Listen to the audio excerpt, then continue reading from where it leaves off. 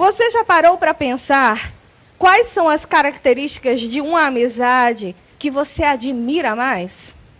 A Bíblia está cheia de exemplos de amizades. Mas qual é a característica que você, somente você, admira mais dentro de uma amizade? O que é que faz você escolher um amigo?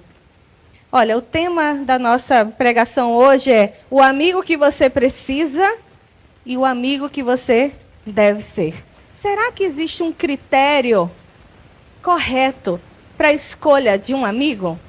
Será, gente? Será que existe? Bom, se você é um cristão verdadeiro, se você é de fato um cristão e não alguém convertido à vida cultural da igreja, então saiba que tudo na sua vida tem um critério. Olha para o seu amigo que está do lado aí e diga assim, tudo na sua vida tem um critério. Tem um critério, glória a Deus. Tudo na sua vida tem um critério estabelecido e esse critério passa pela cruz. Todo critério estabelecido na sua vida passa pela cruz. Você deve saber então que você não é qualquer pessoa. Diga aí para o seu irmão, você não é qualquer pessoa. Fique com vergonha não dessa palavra, essa palavra especial para o seu amigo. Você não é qualquer pessoa. Você, cristão de verdade, não é alguém aleatório. Você não é uma pessoa que está vagando nessa vida para tentar acertar, ou somente para tentar se beneficiar. Você tem um propósito, você tem um chamado, você tem uma comissão. Diga assim, eu tenho uma comissão. Tudo na sua vida, meu irmão, tem um critério. E porque você é essa pessoa escolhida, você é uma pessoa comissionada por Deus. Todo filho de Deus tem uma missão a ser cumprida. Você sabia disso? E ouça mesmo o que é que Deus diz para confirmar isso para a gente. Lá em 1 Coríntios, no capítulo 11 e no versículo 1, vai aparecer aqui na mídia. 1 Coríntios, versículo 11, no capítulo 1, diz assim, sede meus imitadores, como também eu sou... Vamos de novo? Sede meus imitadores, como também eu sou. Você já tem a sua primeira missão. Você precisa ser como Jesus. Agora você vai olhar para o amigo que está do outro lado, para ele não ficar com raiva, né? Você vai dizer assim, você precisa ser como Jesus. É isso aí. Essa é a sua primeira missão. Em João, capítulo 15, no versículo 16, diz assim, não fostes vós que me escolhestes, mas eu vos escolhi e vos designei para que você vá e produza frutos, e o vosso fruto permaneça. Essa é a sua segunda missão. A sua primeira é parecer com quem? E a sua segunda é produzir. Você tem uma missão. Se você entrou aqui nessa casa meio confuso, perturbado, com a sua cabeça, sabe, azucrinada, porque às vezes a gente fica, os problemas vão se amontoando dentro de nós e a gente vai começando a perder a visão daquilo que Deus chamou a gente para fazer. Ei, hoje, nessa noite, Deus está dizendo, você tem uma missão. Você precisa ser parecido com Jesus e produzir frutos. O primeiro aspecto mais importante da sua vida cristã é entender quem Deus é. Logo em seguida, é você entender quem você é em Deus. E o terceiro aspecto mais importante é entender qual é o seu propósito e qual é a sua missão. Sem esses 3 pontos, você certamente vai ficar perdido. Você precisa entender quem Deus é, quem você é em Deus e qual é a sua missão. Então, nesse momento, todo mundo recebeu o papelzinho? Levanta a mão quem recebeu o papelzinho. Ai, que bom. Todo mundo que recebeu o papelzinho aí, você vai pegar esse papelzinho, tá certo? E eu gostaria que você pegasse uma caneta. Quem não tem caneta, levanta a mão para minha... Eita, glória a Deus. Deus produz as canetas e os lápis. A gente tem caneta e lápis. Quem não tem, ó, o pessoal da recepção está passando aí para você escrever. Eu acho que a gente vai precisar de caneta. Socorro, Deus!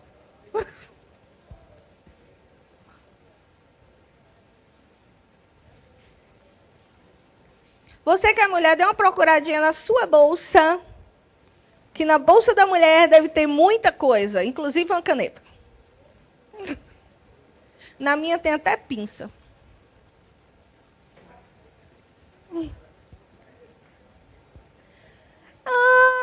Meu marido está lembrando aqui, não, da modernidade, né? Poxa, quero ser old fashioned, mas nem consigo.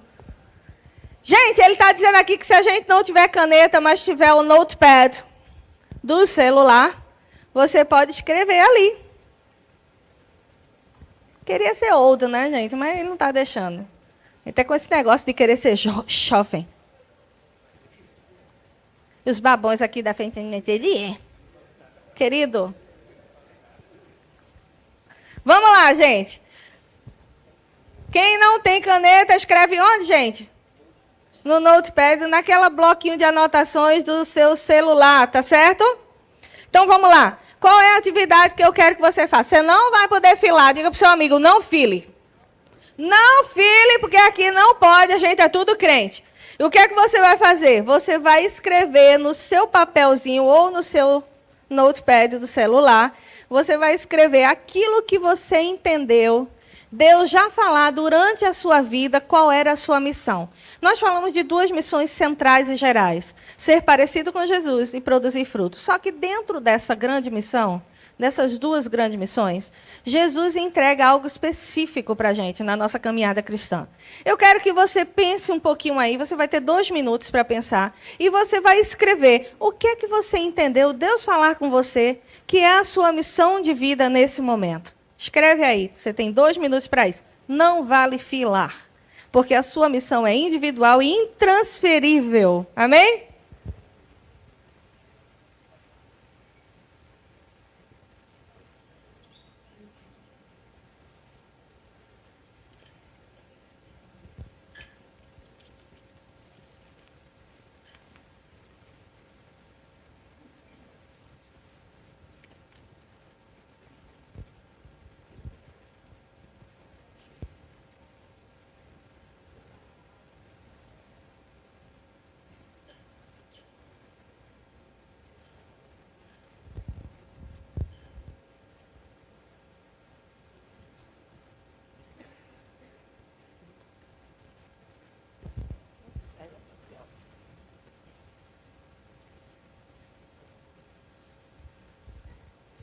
Quem conseguiu terminar diz amém? Ei, pouquinho, gente. Vamos lá, temos mais 1 minutinho. Em poucas palavras, tá, gente? Não precisa ser uma dissertação, não, tá? Sim, poucas palavras.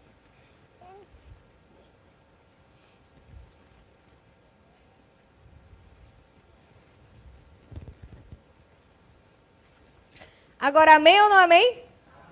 Glória a Deus, aleluia. Pronto, agora que você já escreveu no seu papelzinho, no seu celular, qual é a missão que você acredita que Jesus lhe chamou, que Jesus lhe comissionou, o que é que eu vou querer? Você vai escolher alguém, ou do lado direito, ou do lado esquerdo, para conversar sobre isso que Jesus lhe entregou e o que é que você acha que é necessário para executar essa missão. Então, exemplo. Jesus me comissionou a cantar, fazer parte de uma equipe de louvor dentro da igreja dele. Estou dando só um exemplo.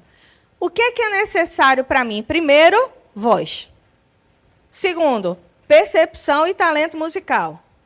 Terceiro, eu preciso de outras ferramentas também. E aí você vai falar para esse seu amigo o que é que você acredita que é necessário para essa sua missão. Chega para ele e diga assim, ó, Deus me comissionou a isso, eu acho que é necessário isso. Valendo a partir de agora, 2 minutinhos para você conversar.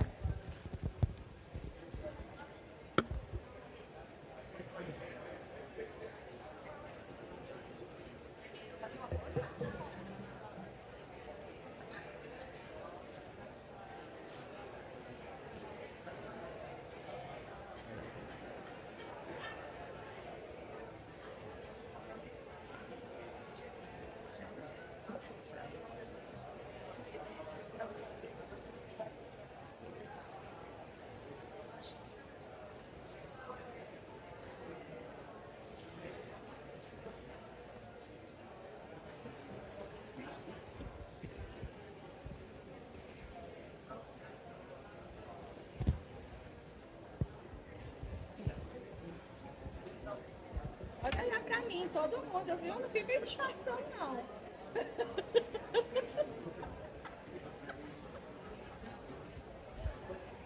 Marcelo, não adianta ficar...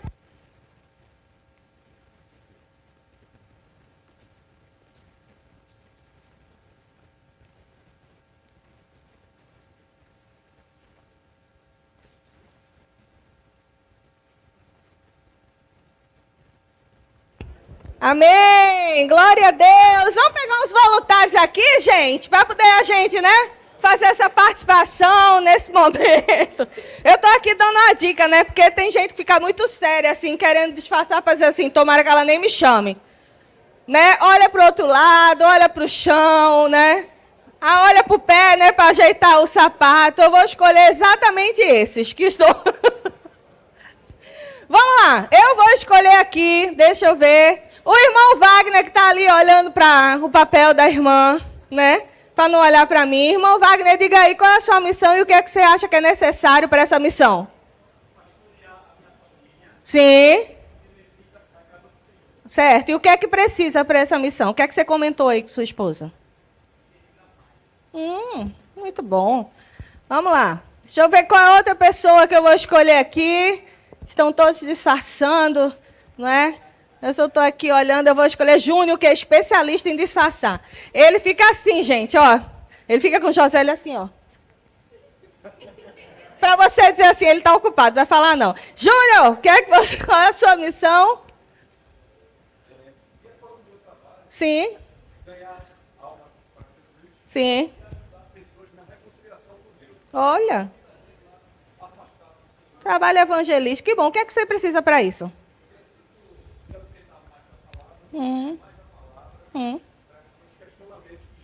Sim. Muito bom. Que bom. Professor Marcelo, que está aqui na frente, não está disfarçando, está me encarando, mas eu vou chamar também. Professor Marcelo, qual é a missão que Deus lhe entregou? Diga aí. E o que é que você precisa para isso? Você comentou. Precisa de amor. Olha que coisa maravilhosa. Eu imagino que muitos de vocês conversaram e falaram de muitos aspectos que são necessários para a sua missão, para a missão que Jesus entregou, não é mesmo? Mas eu acredito que pouquíssimas pessoas se lembrou de mencionar de um aspecto muito importante em qualquer missão que Jesus nos entregar.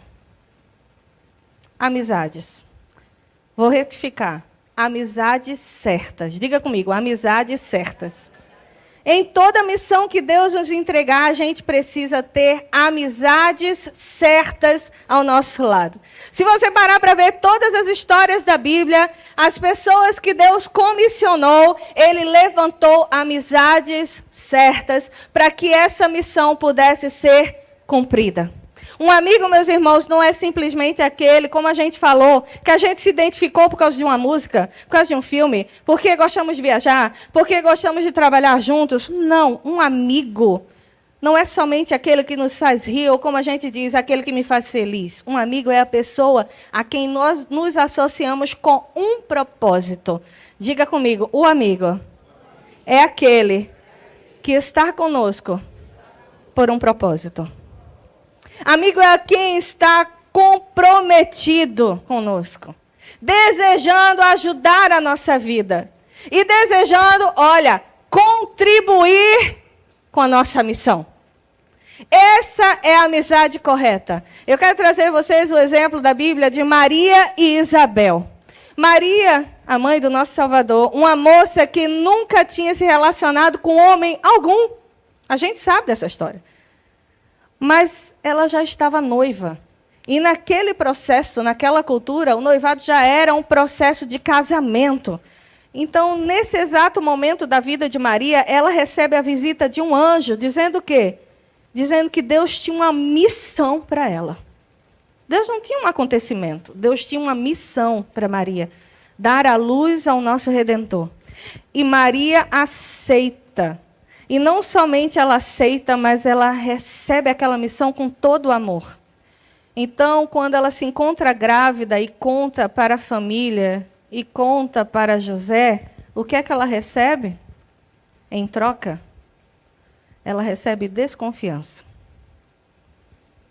ela não é aceita. Isso fica muito claro.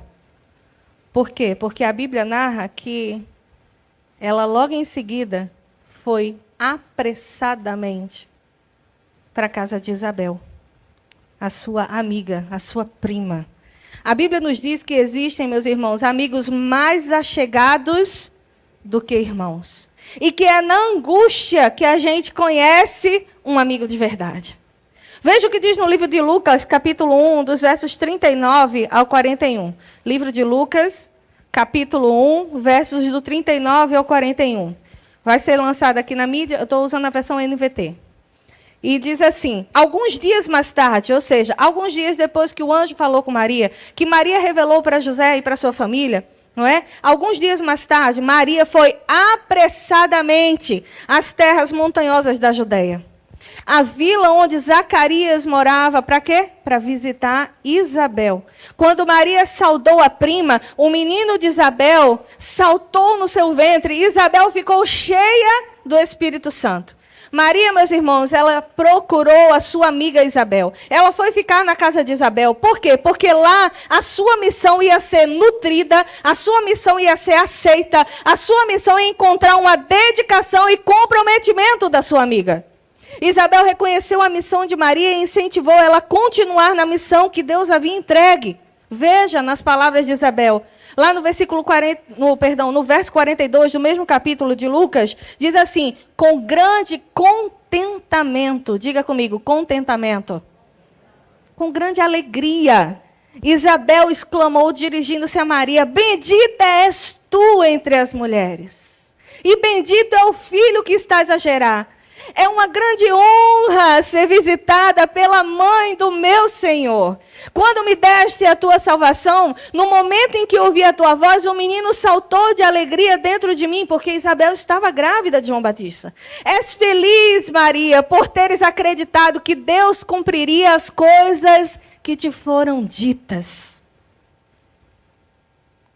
Isabel acolheu, Isabel apoiou, Isabel se comprometeu com a missão que Deus tinha entregue para a amiga dela, Maria. Meu irmão, tome extremo cuidado com pessoas que, dizendo ser seus amigos, sempre estão tentando abortar os planos de Deus na sua vida. A missão que Deus lhe entregou. Pessoas que sempre têm algo contrário a dizer, a questionar, a jogar areia, ou sempre tentar fazer você desistir da missão que Deus está lhe entregando. Essas pessoas são chamadas de abortadoras de missão. Os abortadores não somente têm a programação de matar a sua missão, como também, na maioria das vezes, eles querem o quê? Eles querem roubar a sua missão. Eles querem a sua honra, a honra que Deus está entregando a você, o lugar que Deus está entregando, a atenção que Deus está entregando para você. E esse tipo de pessoa a gente encontra em qualquer lugar, você sabia? Em qualquer lugar. Não é só lá no meio do inferno, não. É no nosso dia a dia, do nosso cotidiano. No meio de pessoas, muitas vezes, que a gente ama. Na história de Maria, até mesmo José, pasmem, poderia ser um potencial abortador. Sabe por quê? Porque quando José soube por ele mesmo, ele acreditou ou não? Sim ou não? Sim ou não? José acreditou? Não. Claro que ele não acreditou. A Bíblia diz que secretamente ele planejava cancelar o casamento. Por quê? Porque ele não acreditou que Maria estivesse falando a verdade. Ele não acreditou que Deus pudesse entregar uma missão tão grande para uma pessoa. Sim, ele foi íntegro, tudo bem, ele queria acabar em segredo. Para quê? Para que ela não fosse talvez apedrejada. Mas quem disse que mesmo acabando em segredo, isso não iria acabar com ela? O anjo precisou falar com José, para que ele não fosse um abortador de missão. Cuidado. Cuidado com essas pessoas que estão o tempo todo tentando dissuadir você de sua missão. E sua missão vai desde as maiores às pequenas tarefas que Deus lhe entregou. Diga para o seu irmão que está aí do lado, cuidado. Para que você não seja pego também como um abortador de missões. Porque não só são as pessoas que estão ao nosso redor que podem ser abortadores de missões. Você e eu, muitas vezes, nos colocamos nesse lugar. Quando um irmão nosso vem dizendo a missão que Deus entregou ali, aí você começa, eita, oxe, não. Seja como Isabel. Diga para o seu irmão que está do lado, seja como Isabel. O diabo sabe muito bem se disfarçar no meio dos seus traumas, meus irmãos. No meio dos traumas emocionais que nós carregamos. No meio das baixas emocionais que a gente tem. Sabe? Ele sabe se disfarçar, fingindo dar argumentos racionais sobre a missão do outro. Não, isso daí não pode ser Deus. Racionalmente isso não pode ser Deus, mas na verdade esses argumentos não têm nada de espirituais. São, na verdade, reais, é para interromper a missão que Deus deu a essa outra pessoa, quem sabe a você mesmo. A amizade é coisa séria. A amizade é coisa séria. A gente fala sobre tantas coisas na igreja e a gente fala tão pouco sobre a amizade. Eu acho que a gente precisa falar mais sobre amizade. Você concorda comigo, sim ou não? Mas não somente do amigo ideal, porque a gente tem essa mania de estabelecer um padrão idealístico sobre a coisa. A gente precisa entender como podemos ser esse amigo que a gente tanto quer e que a gente tanto precisa. Amém ou não amém? Amém. Eu estava lendo o livro de 1 Tessalonicenses, no capítulo 2, eu gostaria de convidar a mídia para botar aqui, né, na versão NVT. 1 Tessalonicenses, capítulo 2, do versículo 1 ao versículo 16, a gente vai ler. E quando eu estava lendo, eu não estava pensando sobre isso. Mas Deus abriu, o Espírito Santo abriu os meus olhos e está aí. Aí você vai encontrar critérios para uma boa amizade, para você se tornar um bom amigo. E eu quero deixar esse momento aqui, antes de a gente começar a nossa leitura, com você, para você ficar pensando. O que a gente vai conversar aqui serve para você colocar e estabelecer como parâmetro das suas amizades certas. A amizade que você vai perceber, a partir de então, se é uma amizade colocada por Deus ou porque você, na sua carnalidade, escolheu. Ué, Shirley, tem isso sim, gente. Você é uma pessoa comissionada. Quem tem uma missão não tem tempo a perder, sim ou não? E existem amizades que fazem a gente perder nosso tempo. Perder aquilo que Deus está colocando dentro de nós. A gente precisa acordar. Então vamos ler aqui junto comigo. O título dessa passagem é Paulo recorda sua visita. E diz assim, vocês mesmos sabem, irmãos, Paulo falando, porque Paulo estava escrevendo uma carta para o povo que estava lá em Tessalônica, os tessalonicenses, está certo? E ele diz assim, vocês mesmos sabem, irmãos, que a visita que lhes fizemos não foi inútil. Sabem como fomos maltratados e como sofremos em Filipos, antes de chegarmos aí. E, no entanto, com confiança no nosso Deus, anunciamos a vocês as boas novas de Deus, apesar da grande oposição.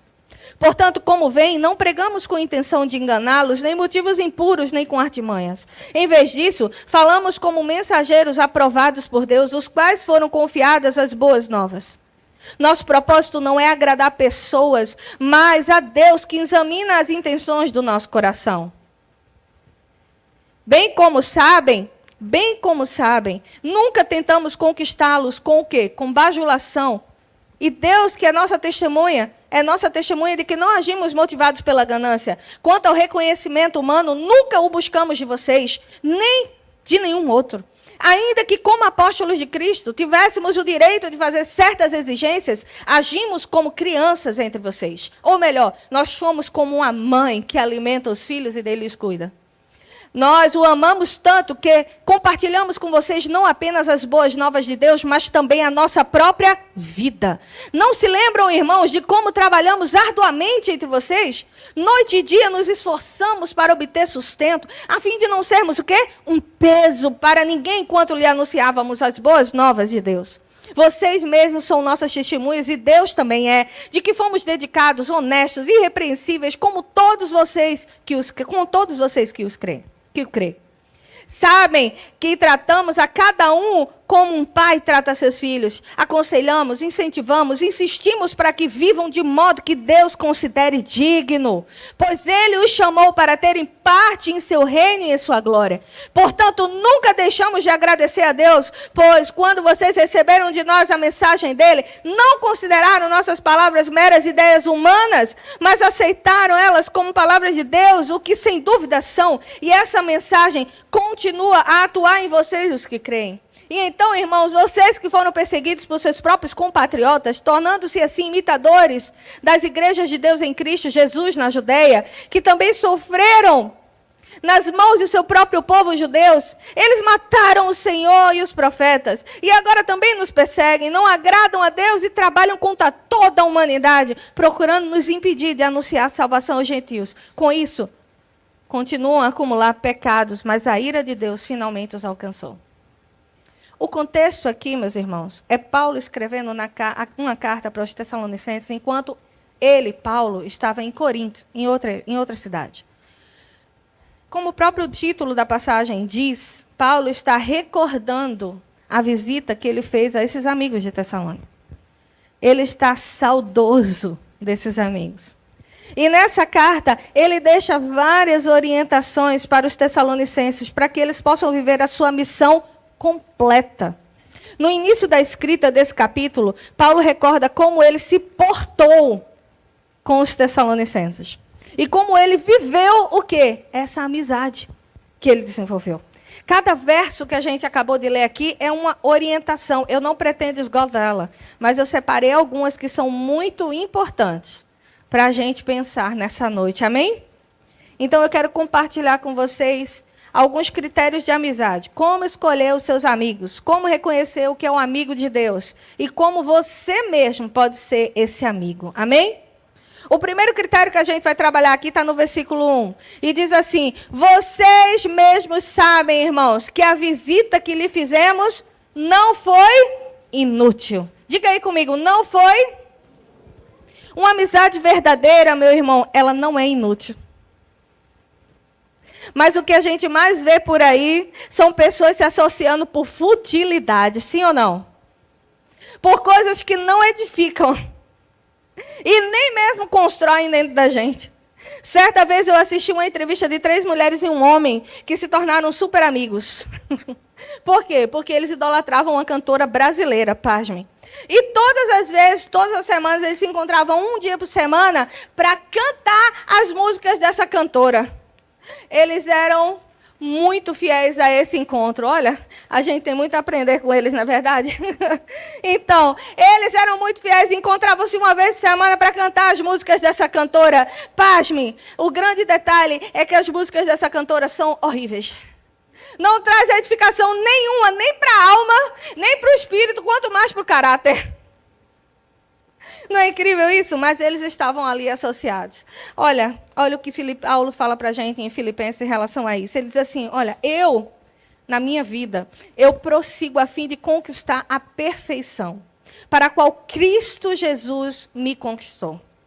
Eu prossigo para o final da corrida, a fim de receber um prêmio celestial, para a qual Deus nos chama em Cristo Jesus. Nós não temos tempo a perder com inutilidades. Você tem um amigo que está se juntando com você para fazer inutilidade? Para falar baboseira?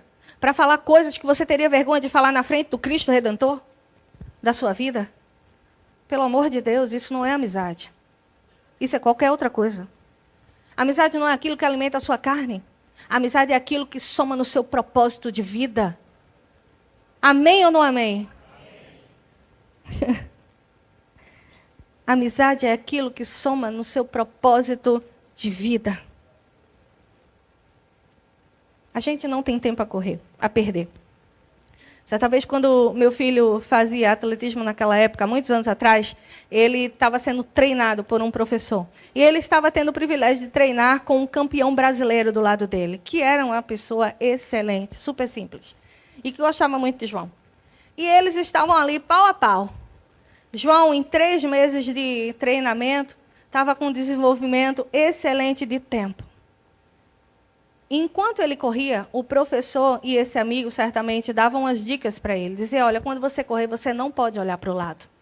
Porque quando você olha para o lado, você é capaz de perder milésimos de segundos ou segundos para o alvo que você precisa alcançar. E eu e Nilmar, a gente começou a perceber isso. A gente começou a ver se isso era verdade. E João, como ele sempre amou correr, e ele amava correr com os amigos aqui da igreja, e ele era muito rápido e ultrapassava muito eles, ele passava como se fosse gente papaléguas. Ele correndo lá, ele olhava para a pessoa assim, ó, sorrindo, e a pessoa lá atrás, é como se ele quase pudesse dizer tchau. Então ele acostumou a olhar de vez em quando para o lado e dar uma risadinha para dizer, consegui.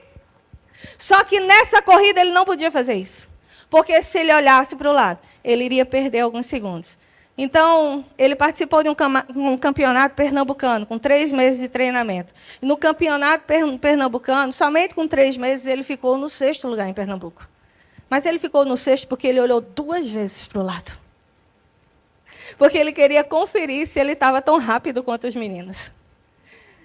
E ele perdeu tempo. Às vezes a gente tem algumas amizades do nosso lado que nos faz perder tempo. Às vezes você está aí se perguntando, por que, Senhor? Por que será que eu ainda não alcancei? Quem sabe você não está perdendo tempo com inutilidades de amizades. Paulo fala para os Tessalonicenses, a nossa visita, ou seja, a nossa estadia, a nossa companhia com vocês não foi inútil. Nós não temos tempo a perder com inutilidades. Mas isso não quer dizer que a gente vai ser carrancudo. Isso não vai dizer que a gente vai ser daqueles crentes chatos que vão ficar o tempo todo só lá. Crente não ri, não. Eu não rio de nenhuma piada, não. Gente, não foi para isso que Jesus lhe chamou. Não. Mas eu conheço uma pessoa que tentando viver e passar santidade e seriedade assume posições extremamente inconvenientes e chatas. A pessoa é até boa, mas eu entendo que ela quer passar, tipo assim, eu não perco tempo. E aí é chata pra caramba. Não, não foi para isso que Jesus lhe chamou. Pelo amor de Deus, olha, a Bíblia diz que nós somos conhecidos pelo amor e pela alegria. Quer ver? Lá em João, no livro de João, no versículo 13, no versículo 35, diz assim, Jesus Cristo diz, nisto conhecerão que todos sois meus discípulos. O quê? Se tiverdes amor uns aos outros. Nós somos conhecidos pelo amor. Vamos dizer de novo, vamos fazer esse coral bonito? Nós somos conhecidos pelo amor. Pois é. Aí em João também, no capítulo 15, no versículo 11, diz assim, Jesus diz assim, eu tenho-vos dito isso para que a minha alegria permaneça em vós e a vossa alegria seja completa. Então os discípulos de Jesus, eles são conhecidos por amor e por alegria. Tudo que a gente precisa é somente usar o filtro de Filipenses 4:8, onde diz assim, Paulo diz para os filipenses, concentre-se em tudo que é verdadeiro, tudo que é nobre, tudo que é correto, tudo que é puro, tudo que é amável, tudo que é admirável. Pense no que é excelente e digno de louvor e continuem a praticar tudo que aprenderam e receberam de mim, tudo que ouviram de mim e viram fazer. Então Deus da paz estará com vocês. Você não pode perder tempo com inutilidade. Se esse seu momentozinho com seus amigozinhos tem coisas inúteis, imagine, eu quero que você seja honesto, imagine, eu falaria isso na frente de Jesus, Shirley. É mesmo? Que bom, então a sua amizade não é inútil. Agora, se existe um risquinho, uma dúvida, um pontinho que deixa você reticente, porque você não teria coragem de falar sobre esse tempo, ou que esse momento da sua vida passasse na fita lá do final de todas as coisas, quando Jesus vai demonstrar as nossas obras, isso significa que a gente precisa mudar alguma coisa. Amém ou não amém? Amém. Segundo critério que a gente encontra nessa passagem, para a gente ser um bom amigo e para a gente escolher os nossos amigos. Verso 2. Sabem, Paulo diz assim, como fomos maltratados, Tessalonicenses, e quanto sofremos em Filipos, antes de chegarmos aí. E, no entanto, com confiança no nosso Deus, anunciamos a vocês as boas novas de Deus, apesar de grande oposição. Eita! Uma amizade verdadeira, ela vai anunciar as palavras de Deus para você, ainda que encontre oposição em você. Quantas vezes nós oferecemos oposição, meus irmãos, às palavras de Deus e à exortação de Deus na nossa vida? E quantas vezes aqueles que são nossos amigos, estou botando entre aspas aqui, tá? E depois você vai entender o porquê entre aspas. Aqueles que são nossos amigos, melhores amigos, não tem coragem para nos confrontar ou nos exortar, dizendo a verdade. Escondem-se atrás do argumento de dizer assim, não, eu não quero ferir, sabe? Eu não quero ferir. Eu não quero criar contenda. Eu não acho válido dizer, apesar de que a Bíblia me orienta, mas eu não acho válido dizer. Eu vou ferir, eu vou criar uma indisposição, eu não vou falar a verdade, nem a palavra de Deus. Pois é. Deixa eu dizer uma notícia aqui para vocês. Se existe algo que Deus admira em uma pessoa, em um ser humano, é a disposição de amar e de cuidar. Você concorda comigo? Ele admira isso. Ele contou a história do bom samaritano para a gente. Por quê? Porque é uma grande capacidade de amar e de cuidar. Mas deixa eu dizer uma coisa para você. Amar e cuidar não é só limpar a ferida. Amar e cuidar não tem nada a ver com não confrontar. Sabe? Veja o que a palavra de Deus nos diz para isso. Você está dizendo que isso é sua opinião, Sheila. Não, não é não. Olha o que diz lá em João 14, 21. Diz assim, se vocês me amam, vocês obedecem aos meus mandamentos. Completando, aí lá em 1 Coríntios, ele deixa uma dica sobre o amor. Ele diz assim, o amor não se alegra com a injustiça. Quando você vê um erro no seu amigo, ou quando esse que diz que é o seu melhor amigo vê um erro em você e não fala, e não corrige, e não te ajuda, ele não ama você. Porque a Bíblia diz aqui que o amor ele não se alegra com a injustiça.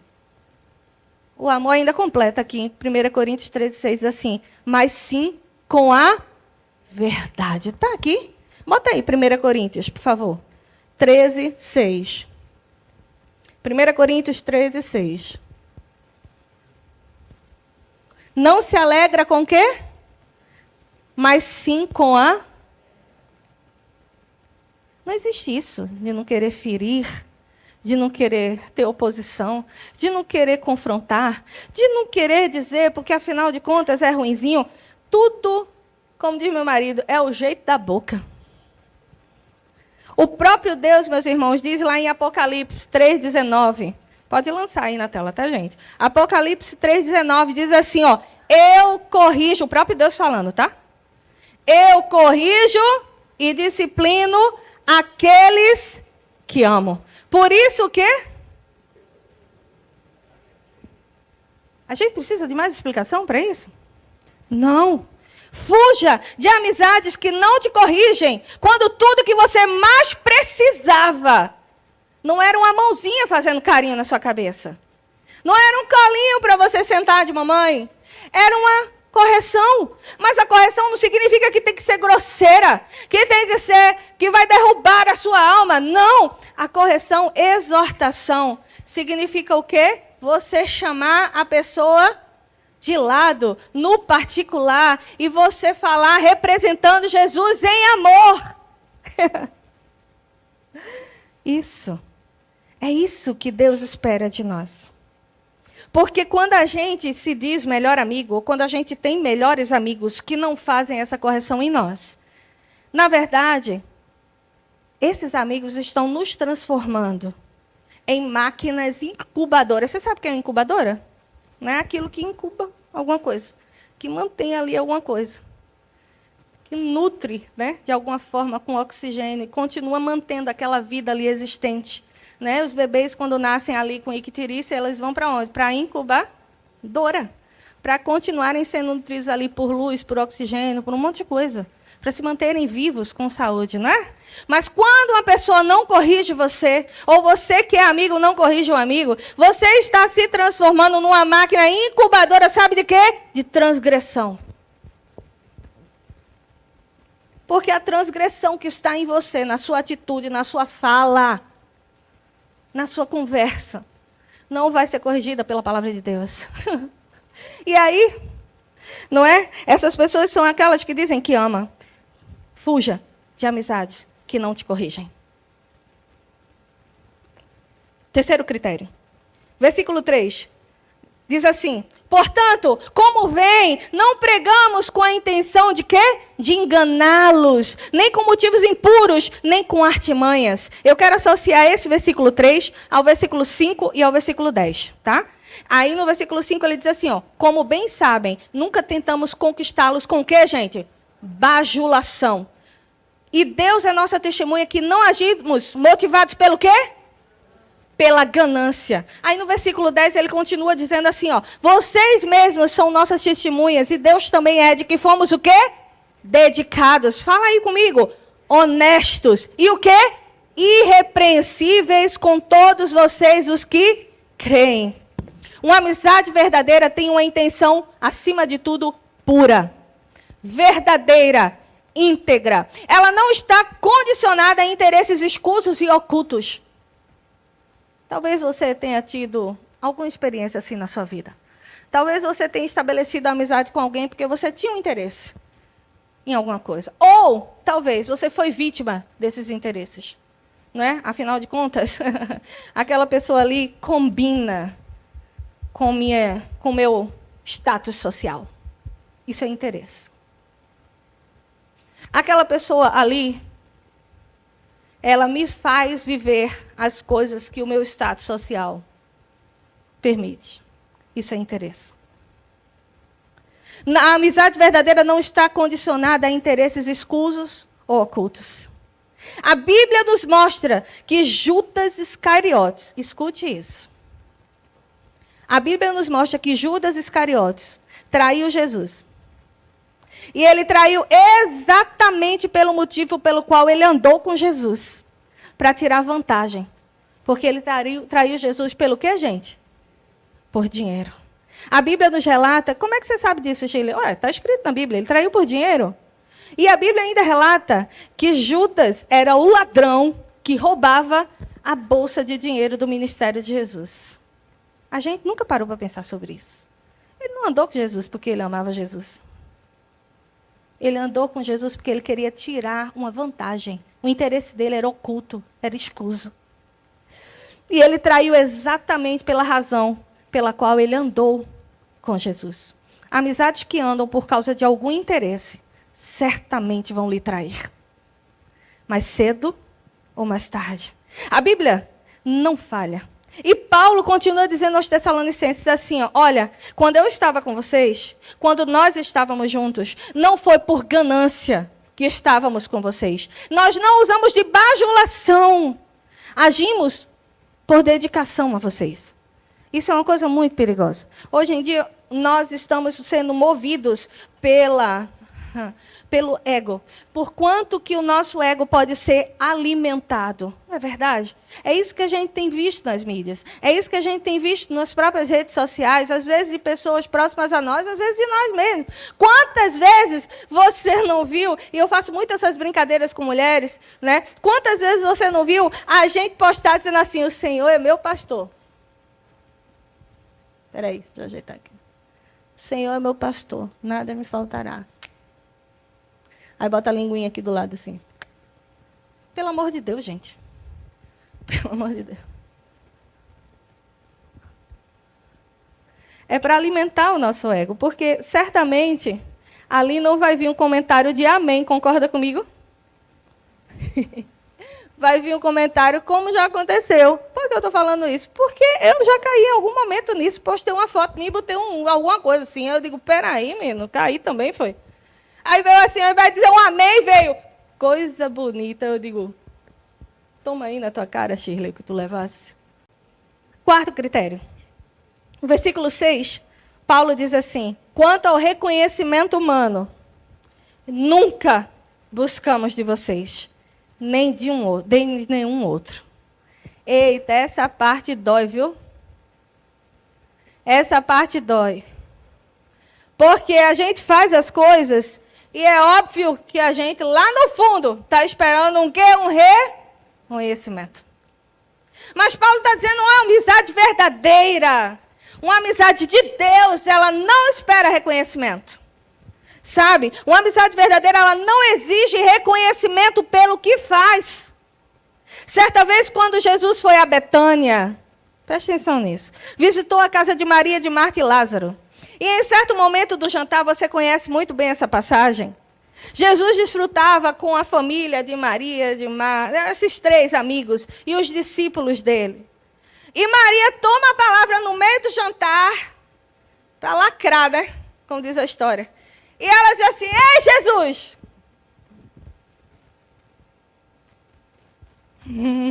Não te importas que eu trabalhe sozinha? E minha irmã me dê esse serviço só? Uma das coisas evidentes nesse momento, meu irmão, é que não somente ela estava querendo que Maria trabalhasse, não. Ela estava querendo dizer a Jesus: está vendo quanto eu estou trabalhando, não é? Eu estou trabalhando muito. Ué, e o senhor está vendo aí que essa minha irmã que tem uma tendência a vagabundagem, ficar sentada aí sem trabalhar comigo? Ela queria o quê, gente? Certamente Maria não estava esperando a resposta que Jesus deu. Talvez ela estivesse esperando: você está certa, minha querida. Marta, perdão, Maria não, Marta. Está certa, Marta. Você está trabalhando tanto. Oh, pobre de você, você está tão cansada, não é? Você está preparando essa comida toda de uma vez, sozinha, porque a sua irmã preguiçosa está aqui sentada, me ouvindo, ó. Que absurdo! Certamente ela estava esperando um reconhecimento desse. Aí Jesus vem e lacra mais ainda, dá uma lição a Marta ali, naquele momento. Reconhecimento, sabe, não é só sobre coisas boas que os outros esperam. Às vezes a pessoa espera que você reconheça que ele é o mais cansado, o mais miserável, o mais doente, o mais pobre, o mais problemático, o que é mais perseguido, sim ou não? Quantos de vocês já tiveram um suposto amigo que queria o reconhecimento de ser o mais ferido, o mais lascado, o mais... Não é? Aí você conta a história: menina, eu estou tão cansada, mas tu não sabe, eu estou doente daqui, de tudo. Aí tu olha e diz assim: peraí, menino, realmente tu está mais lascado do que eu. Não é não? Quantos de nós não já se deparou com amigos que exigem reconhecimento do quanto que ele já sofreu? A grande questão é que o reconhecimento exigido não é resumido em palavras. Quando essa pessoa que se diz seu amigo está o tempo todo exigindo reconhecimento, seja para uma coisa ruim, seja para uma coisa boa, as suas palavras não são suficientes. Meu irmão, quem muito entrega exige reconhecimento, mas não só de palavras, existe uma dedicação, uma rendição total. Quer ver? Quantos de nós não já escutamos aqui, é isso que eu ganho por me dedicar a você? Amém ou não amém? Você já escutou isso? É isso que eu ganho por entregar tanto. É isso que eu ganho por fazer tanto. Quem exige reconhecimento nunca exige só de palavras. Existe de rendição total de vida, é uma escravidão praticamente. Paulo diz aqui: amigos, o que fizemos por vocês, e deixa eu dizer, nenhum de nós aqui conseguiu fazer mais do que Paulo fez por aqueles que Jesus entregou nas mãos dele. Aí Paulo diz assim: amigos, o que fizemos por vocês, nós fizemos sem exigir nada em troca. Diga aí para o seu irmão que está do lado: uma verdadeira amizade não exige nada em troca. Você quer ser um amigo verdadeiro? Eu não entendo porque fulano não gosta de mim. Gente, eu não entendo não. Toda vez que você está perto, você está exigindo alguma coisa de reconhecimento. Comece a ser o amigo que você quer ter. Sabe? Vou fazer só uma paradinha aqui para dizer. Nosso filho teve alguns problemas de amizade na escola. Porque, por todas as questões que ele passa, e eu quero dizer para vocês que aquele menininho escreveu um livro da vida dele, e ele vai, se Deus quiser, lançar esse livro aqui nessa igreja para trazer todas essas histórias que Deus ressignificou na vida dele. E essa é uma história que está lá dentro também. Ele teve muita dificuldade de fazer amizades. Primeiro, pelo transtorno do autismo. Para você que não sabe, né, o mundo não é fantasioso e não é aquele lacinho bonitinho. Ser um autista, seja de que nível for, nível 1, né, que é o mais funcional, nível 2 ou 3, é extremamente difícil dentro de uma escola. Aliás, dentro de uma igreja também, você é excluído. Aí todo mundo olhava para mim assim e dizia assim, por que será que você só vive com os adolescentes? Porque eu precisei, junto com eles, crescer e desenvolver um ambiente de rede de apoio. E glória a Deus, eu fiz um pouco trabalho, porque esses meninos daqui, os que andavam comigo, são meninos de ouro. Eles são rede de apoio de fato. Quero agradecer a Deus por isso. Versículo 8 diz assim, Paulo falando para os Tessalonicenses, ou melhor, nós fomos como a mãe que alimenta os filhos e dele cuida. Nós o amamos tanto, tanto, que compartilhamos com vocês não apenas as boas novas de Deus, mas também a nossa própria vida. Uma amizade verdadeira nutre o outro com a própria vida. Mas como? Deixando de viver a sua própria vida para viver a vida do outro? Não. Para viver socado na vida, na casa do outro? Não. Paulo está falando aqui que a nutrição que ele estava dando para aquele povo era o que ele mesmo era nutrido, Jesus. Uma amizade verdadeira nutre você com Jesus. Não nutre você com dinheiro. Não nutre você com, futilidades. Não nutre você com qualquer outra coisa. É com Jesus. Você sabe, quando aquela amizade está passando para você, a essência da vida verdadeira, Jesus. Não com, como a Bíblia diz, cachorrices, palavras torpes, baixezas para alegar a carne. Não, com Jesus. Sabe? Sexto critério que Paulo nos coloca, no versículo 9 diz assim, não se lembram, irmãos, de como trabalhamos arduamente entre vocês, noite e dia nos esforçamos para obter sustento, a fim de não sermos um peso para ninguém. Olha, eu quero parar aqui para falar sobre isso, porque isso é importante. Existem amizades que são um verdadeiro peso emocional e material em nossa vida, sim ou não?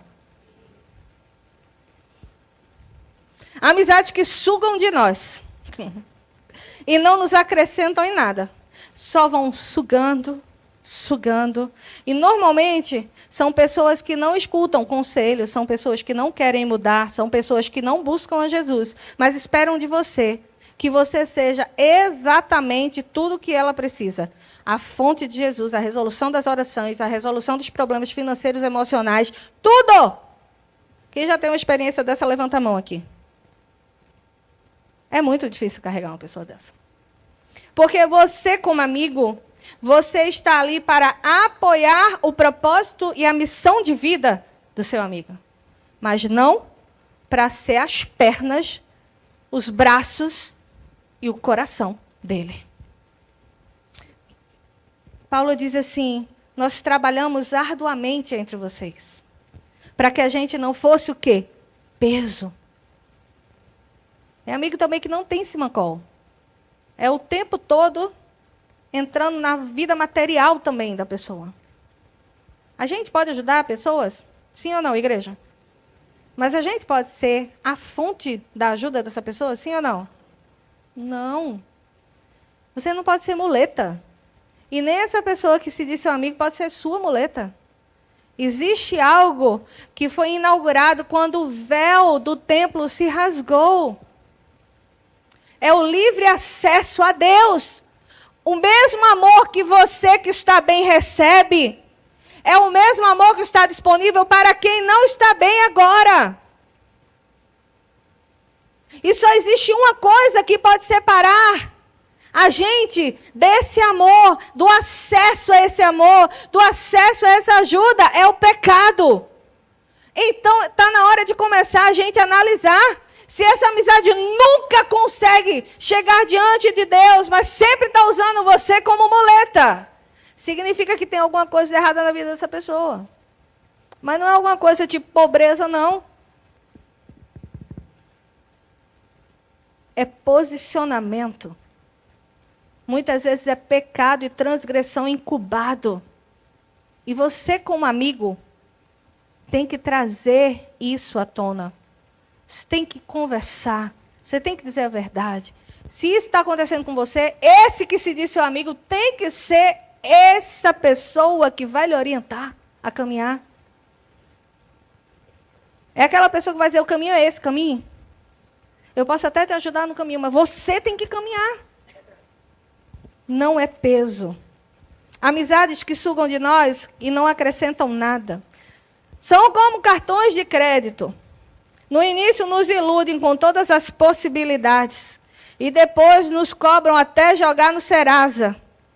Uma amizade verdadeira é como herança abençoada, que quando você recebe, vem sempre um momento oportuno. Abençoa e não nos deixa na mão, nem mesmo nos dias que estamos mais fracos.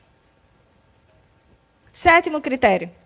Está no versículo 13. Portanto, nunca deixamos de agradecer a Deus, pois quando vocês receberam de nós a mensagem dele, não consideraram as nossas palavras meras ideias humanas, mas as aceitaram como o quê, gente?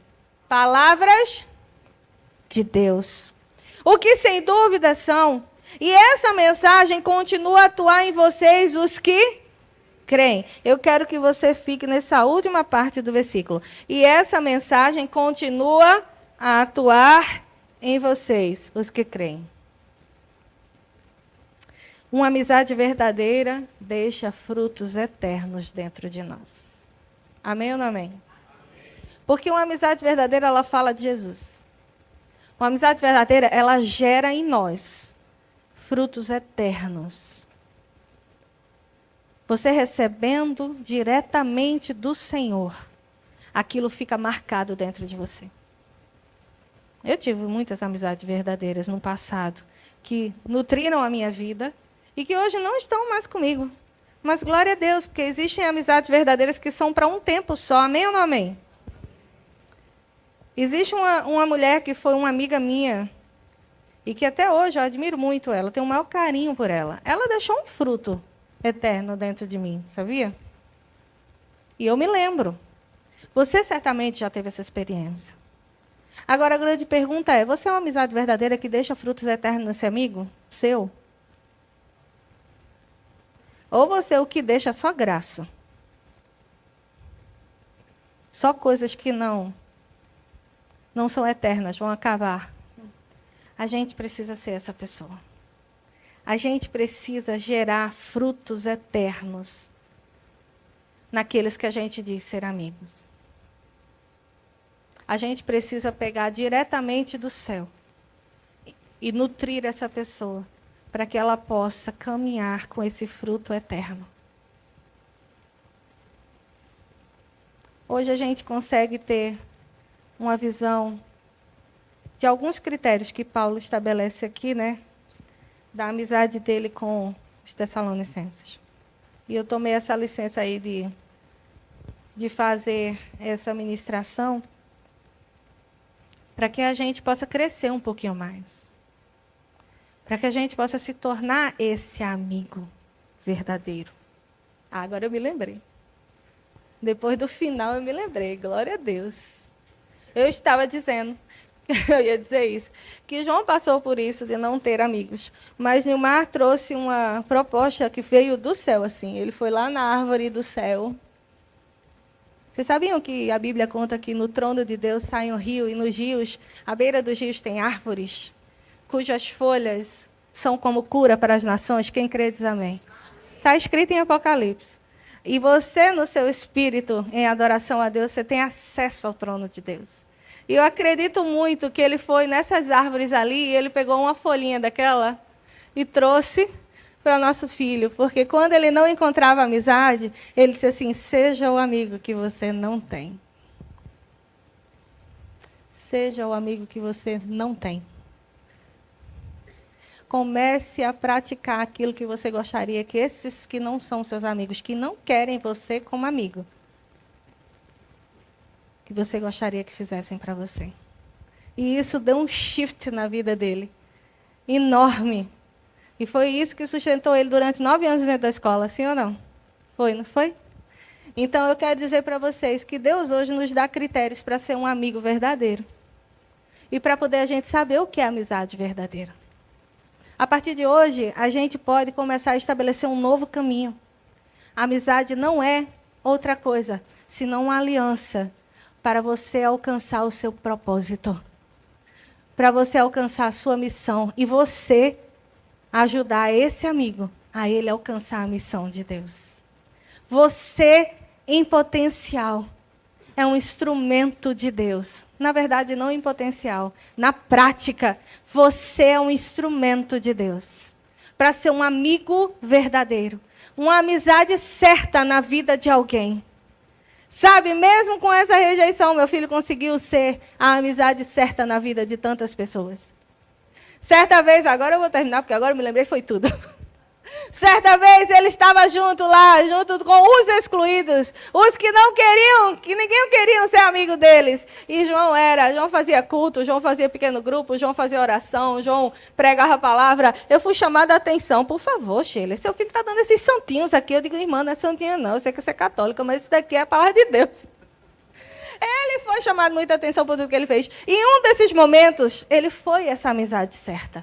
Um menino chamado Guilherme estava dentro da escola. E esse menino era super triste. Toda vez que eu olhava para ele, ele tinha problema de obesidade muito, muito, muito sério para a idade dele.